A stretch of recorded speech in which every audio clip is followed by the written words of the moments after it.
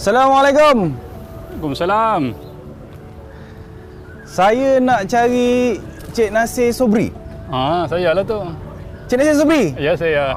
Memang saya datang daripada jauh memang nak bertemu dengan tuan. Tuan tulis buku ni kan? Seksologi Ilmu Perkasihan Melayu. Betul lah tu. Banyak yang saya nak tanya pasal buku ni. Boleh Boleh insyaAllah. Ada tak tempat yang kita boleh bersembang? Ya, ada. Boleh. Kat mana? Mari kita lepak sini. Boleh. Okey. Kembali bersama tajuk buku. Hari ini kita akan berkongsi cerita dan mengungkai rahsia tentang buku yang bertajuk Seksologi Ilmu Perkasihan Melayu. Sangat menarik minat saya buku ini, dan saya amat bertuah kerana saya dapat bersama dengan penulisnya hari ini, iaitu Encik Nasir Sobri. Yes. Terima kasih kerana menerima kunjungan kami pada hari ini. Ya, terima kasih juga. Baik tuan, saya banyak yang saya nak tanya pasal buku tuan ni. Seksologi Ilmu Perkasihan Melayu. Melihat tajuknya saya berbagai-bagai persepsi kalau kita melihat daripada tajuk ni lah. Ya, tapi sebenarnya buku ini berkenaan dengan apa tuan Nasir? Okey. Secara ringkasnya, buku Seksologi Ilmu Perkasihan Melayu ini, dia adalah satu buku yang membincangkan satu seni ataupun ilmu dalam masyarakat Melayu yang diamalkan pada zaman dahulu berkaitan dengan perkasihan ataupun pernikahan dan percintaan. Jadi ringkasnya itulah topik utama buku ini. Okey, itu kita boleh kongsikan secara umum kepada semua. Baik, saya tertarik dengan ada satu dalam buku ini, tajuk 5 penyakit dan juga rawatan penyakit kelamin. Okey, ada dinyatakan di sini cara-cara penyembuhan untuk penyakit kelamin. Saya amat tertarik. Contohnya ada penyakit keputihan dan haid bagi kaum hawa, orang perempuan, penyakit busung.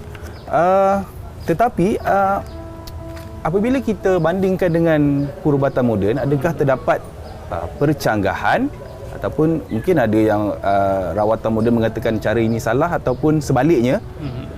Mungkin pendapat tuan sendiri sebagai penulis, ada kaedah-kaedah dan bahan-bahan yang digunakan di sini. Tapi hasilnya bagaimana? Mungkin tuan boleh bagi pendapat dalam faktor ini, kita panggil petua lah.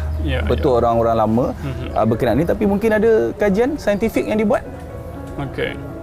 Secara umumnya kita bersikap neutral terhadap apa yang disebutkan, sama ada melalui petua-petua lisan ataupun petua-petua yang bertulis macam dalam buku inilah. Okay, jadi bersikap neutral itu bermaksud kita tidak menilainya dari awal, sama ada terus menerima secara total atau menolak secara total. Jadi pendekatan yang sederhana ialah kita melihat satu persatu dan mengkajinya. Okay, jadi kita tidak nafikan ada setengah petua itu memang diamalkan dan berkesan. Maksudnya memang benda itu berlaku. Cumanya kita tidak pasti adakah memang itu disebabkan oleh petua itu ataupun ada faktor yang lain. Itu perlukan kajian. Dan ada setengah tumbuhan itu memang terbukti kurang sesuai. Setelah kita buat kajian, ada bahan kimia tertentu yang sebenarnya mungkin memudaratkan. Okay, jadi petua sebegini kita perlu hentikan ataupun tinggalkan dulu untuk dikaji. Dan yang mana yang sudah terbukti berkesan itu kita boleh amalkan, tapi mesti dengan ilmu. Jadi bukannya boleh kita baca terus pergi ambil, pergi masak, makan atau minum. Mesti dengan ilmu.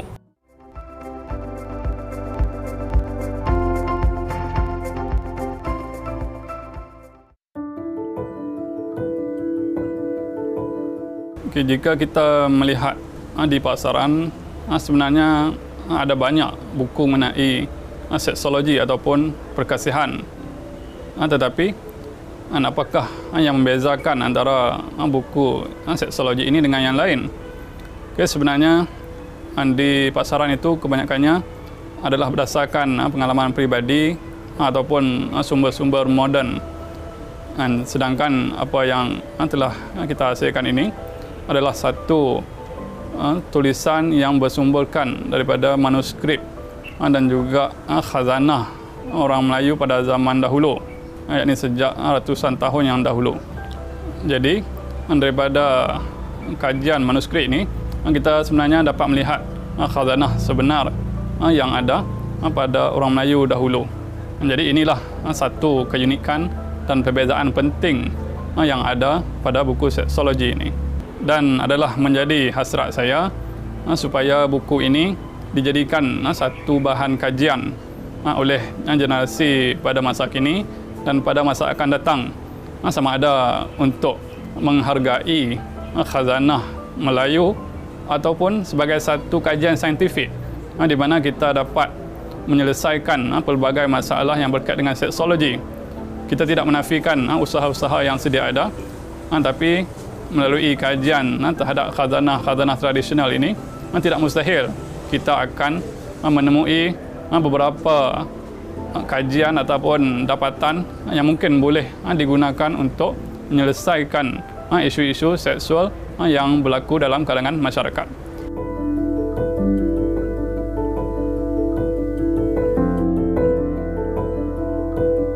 Sebagai seorang penulis, pastinya semasa menghasilkan buku itu menghadapi cabaran tertentu. Bagi Tuan sendiri, cabaran dalam menghasilkan seksologi ilmu pengasihan Melayu. Okey, bagi saya secara peribadi ada dua cabaran terbesarlah sepanjang saya menyiapkan buku ini.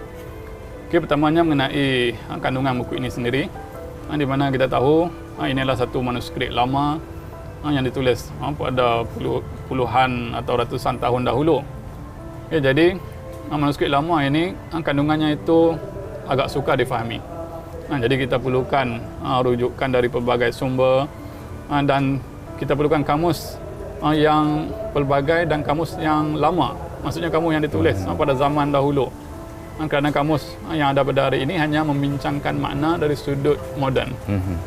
Okay, jadi itu kesukaran pertamalah. Kita perlu rujuk pelbagai sumber, pelbagai individu untuk mengesahkan apakah maksud yang ada di sebalik manuskrip itu.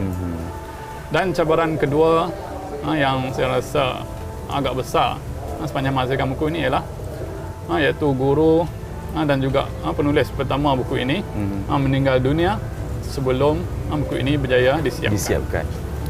Dan beliau seolah-olah berwasiat atau berpesan kepada saya beberapa hari sebelum meninggal dunia supaya melengkapkan bab-bab tertentu yang mana beliau tidak sempat siapkan.